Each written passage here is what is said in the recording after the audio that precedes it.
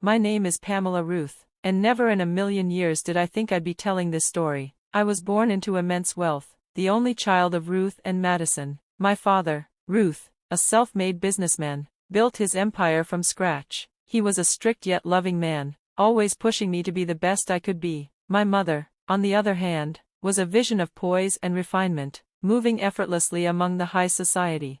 Our home was a grand mansion on the outskirts of the city, and it provided me with every luxury imaginable, from the best education to designer clothes and vacations to far-off places. Yet, despite all these material comforts, I still felt something missing inside. It wasn't until my final year of college that I met Terry Roy. Meeting him was like a lightning strike. He was charismatic, handsome, and seemed to understand me in a way no one ever had. We started dating, and for the first time in my life, I felt truly alive. But my parents didn't share my enthusiasm. One evening, at dinner, my mother gently suggested that Terry might be more interested in our wealth than in me. My father, with his usual sternness, dismissed him as a man with no future, someone who couldn't possibly provide the life I was accustomed to. I fought back, telling them that love was what mattered most. The tension escalated when Terry proposed, in a quiet, sincere moment at the park where we had our first date. When I told my parents I intended to marry him, my father gave me an ultimatum: choose Terry, and you're no longer part of this family. Tears welled in my eyes as I begged them to accept my happiness, but my father's refusal was final, and my mother stood silently by his side. With a heart full of pain but resolve, I left their home that night. I moved into Terry's modest apartment, a world away from the opulence I had grown up in. The wedding preparations were filled with hope and stress, and I kept hoping my parents would change their minds as the big day approached. When they didn't, the hurt hit hard, but when I walked down the aisle, Terry's loving gaze made it all worthwhile. In that moment, nothing else mattered, only our love. After we married, we moved into a beautiful downtown apartment, a gift from my grandfather. It was a far cry from the life Terry had known, but I poured my heart into making it our home. Despite the strain of being cut off from my parents, following my heart and being with Terry felt like the truest path. Terry worked tirelessly at a local marketing agency, often coming home late but always offering a warm smile and kiss. Meanwhile, I focused on making our apartment cozy and found joy in volunteering at a local animal shelter. A year and a half into our marriage, I discovered I was pregnant. Terry's excitement was palpable. He spun me around with joy, saying, "We're going to be parents, Pamela. This is amazing."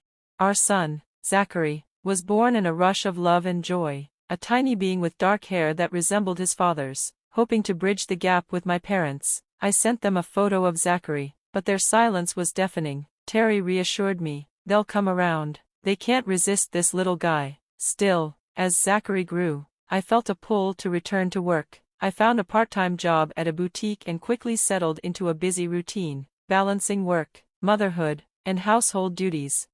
But as Zachary neared his first birthday, I noticed a change in Terry. He became distant, returning home later and always absorbed in his phone. One night, I asked, "Is everything okay at work?" His response was brief, "Yeah, just busy with a project," but something in his eyes told me he was hiding something.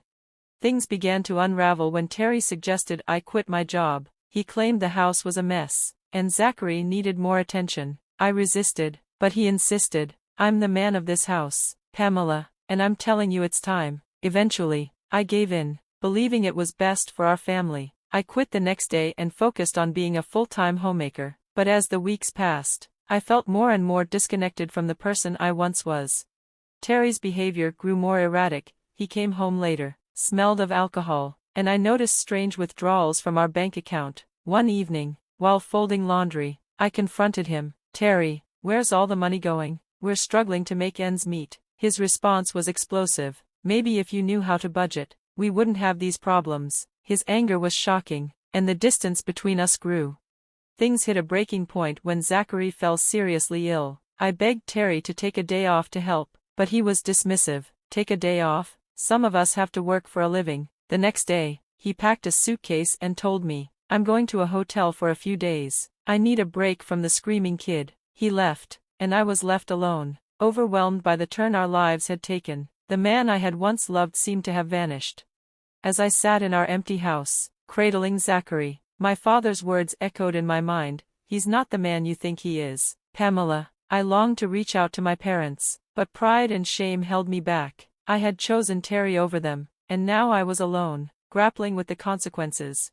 After a week, Terry returned, distant and resentful. He brought up the topic of life insurance, suggesting I take out a policy for $3 million on myself. His explanation sounded reasonable, it's for Zachary's future, but something about the whole situation felt wrong. His behavior was increasingly bizarre, late-night phone calls, secretive texts, and long hours in the office. Something wasn't adding up.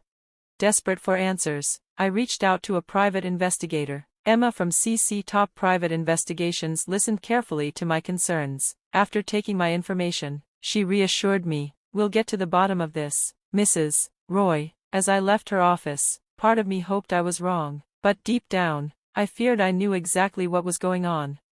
I dreaded the truth, fearing it would irreparably change my life. 2 weeks later, Emma called with the results of her investigation. Her voice was grave. "Mrs. Roy, we have the report. You might want to sit down." My heart skipped a beat. I sank into a chair, preparing myself for the worst. "I'm ready," I said, trying to steady my voice. "Tell me everything." As Emma detailed the findings, the ground beneath me seemed to collapse. Terry had been unfaithful. He had a mistress. The evidence was irrefutable: photos, text messages, hotel receipts, each piece more damning than the last.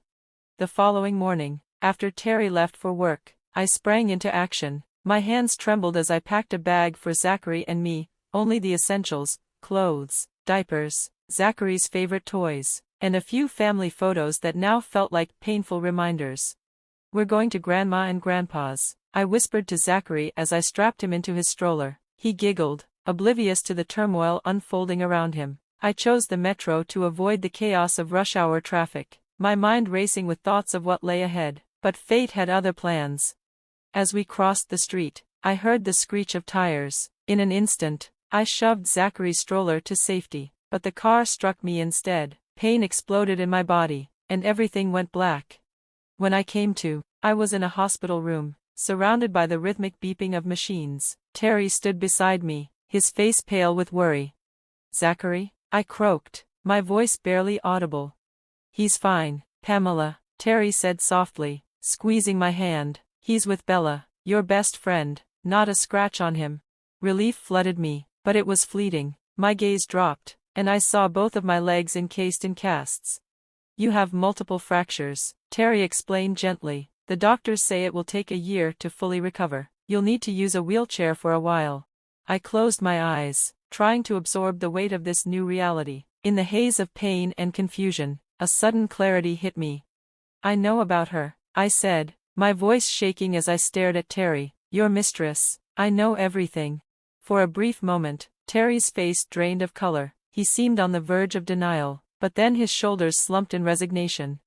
"Pamela, it wasn't serious. It was a stupid mistake," he stammered, his voice full of regret. "When I got the call about your accident, I realized how close I came to losing you. I can't lose you. Please, let's start over. Give me another chance. I'll do better, I promise." Looking at him, I saw genuine remorse, but exhaustion overwhelmed me. The chaos, the lies, the pain, it was all too much. "Okay," I whispered, "we can try." The day I was discharged from the hospital felt surreal. Terry arrived with a bouquet of pink peonies, my favorite, and a tender smile. He wheeled me out, his concern and love evident. For a fleeting moment, I allowed myself to believe we could rebuild. In the weeks that followed, Terry was attentive and caring, helping me with daily tasks, and treating me with a kindness that reminded me of our earlier, happier days. One evening, as we sat on the couch, he proposed a weekend getaway to celebrate my recovery. "I've found a little house in the mountains," he said, his eyes sparkling. "It has an amazing view of the canyon. What do you think?" His offer sounded idyllic, and despite my doubts, I agreed. "That sounds wonderful, but what about Zachary? And I'm in a wheelchair," I pointed out. "I'm sure Bella wouldn't mind watching him," he said casually. "As for the wheelchair, I'll carry you. It'll be good for us." I relented, swept up in his enthusiasm and the hope of reconnecting. The drive to the cabin was peaceful, the scenery calming my nerves. The house was exactly as he promised, secluded and picturesque. with breathtaking views of the canyon. After settling in, Terry suggested we explore. "Why don't you rest?" he said. "I'll check out the surroundings."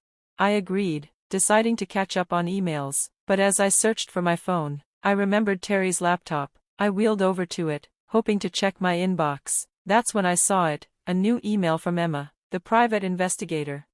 "Urgent, new information about your case." My heart skipped. I clicked it open, hands trembling as I read her urgent words. "Mrs. Roy, I've been trying to reach you. I've uncovered disturbing new information. You're in danger. Your husband was involved in your accident. He's trying to get rid of you for the insurance money." The weight of her words hit me like a ton of bricks. Suddenly, the peaceful retreat Terry had planned felt sinister. Every moment with him, every word he'd spoken, was now cast in a new, terrifying light. I quickly shut the laptop as Terry returned. He looked at me with his usual casual expression, but something in his eyes seemed off. "Everything okay?" he asked, his voice too calm. "Yeah, just. I can't find my phone. Have you seen it?" I asked, my voice shaking. "It must have broken in the accident," he said, a cold smile flickering across his face. A chill ran through me, but I forced a smile. I needed to reach out to someone, but how? "Terry," I said, trying to keep my voice steady, "could I borrow your phone? I want to check on Zachary." He handed it over without hesitation, but I could see his eyes narrowing, suspicion creeping in. My mind raced. I couldn't call the police, but I remembered a conversation with my father years ago about a coded message, one that would signal help if I couldn't speak freely. I dialed my father's number. When he answered, I feigned casual cheerfulness. "Hey, Bella, how's everything? How's Buddy the bear?" There was a brief pause, then my father's voice came through, slightly higher in pitch. Same old, how are you?" Relief flooded me. He understood. "We're at this beautiful cabin in the mountains, 147 Pine Ridge Road," I said, trying to sound casual. "The view of Evergreen Canyon is breathtaking." "I see," my father responded cautiously. "When do you think you'll be back?" "Oh, I dream of seeing you right now," I replied, forcing enthusiasm. "I miss you guys already." After a few more pleasantries, I ended the call. Terry didn't suspect a thing, though I could see the wheels turning in his mind. Later, Terry suggested a walk to watch the sunset. "It's beautiful up here, we shouldn't miss it," he said, a strange edge to his voice. I agreed, my heart pounding in my chest. Terry wheeled me along the narrow path that hugged the canyon's edge. The view was indeed stunning, but all I could think about was the sheer drop just a few feet away. He chatted idly about the scenery, but I could hardly focus. My mind raced, calculating the worst-case scenario. As we reached the final turn, I found myself at the very edge of the cliff. Terry turned my chair to face him, and the loving expression he'd worn until now vanished, replaced by something cold and calculating. "You know, Pamela," he said, his voice devoid of emotion, "I'm sorry it had to come to this. The accident was meant to take care of everything, but you had to survive, didn't you?" A chill ran through me as the truth hit me like a punch to the gut. "Terry, please," I whispered, tears spilling down my cheeks, "don't do this." He laughed, but it was hollow, cruel. "Do you know how perfect this is? A tragic accident at a scenic overlook. Your wheelchair rolls off the edge when the brakes fail. I'll inherit everything, your apartment, the insurance money, and be the grieving widower. It's foolproof." As he pushed my chair closer to the edge, I closed my eyes, praying for a miracle. Then I heard shouting, footsteps pounding toward us. My father burst into view, followed by several police officers. He reached me just as Terry was about to push me over the cliff, grabbing my wheelchair and pulling me back from the edge.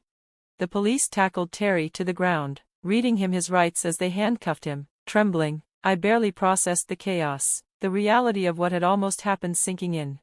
My father enveloped me in a tight embrace, his voice thick with emotion. "I'm so sorry, Dad," I sobbed into his shoulder. "You were right, I should have listened to you." He stroked my hair gently, his voice shaking. "No, sweetheart, I'm the one who should apologize. We let pride keep us apart. Can you forgive us for not being there when you needed us?" I nodded silently, tears streaming down my face as we held each other, allowing the years of pain to melt away. In the weeks that followed, I filed for divorce, With the overwhelming evidence against him, Terry was arrested and sentenced to prison for attempted murder, alongside his mistress. I sold the apartment, bought a new home close to my parents, and started anew. During my rehabilitation, I moved in with them. The love and care they offered helped me heal, both physically and emotionally. Over time, I rebuilt my life, trusting again, smiling again, and finding hope in the love of my family and the promise of new beginnings.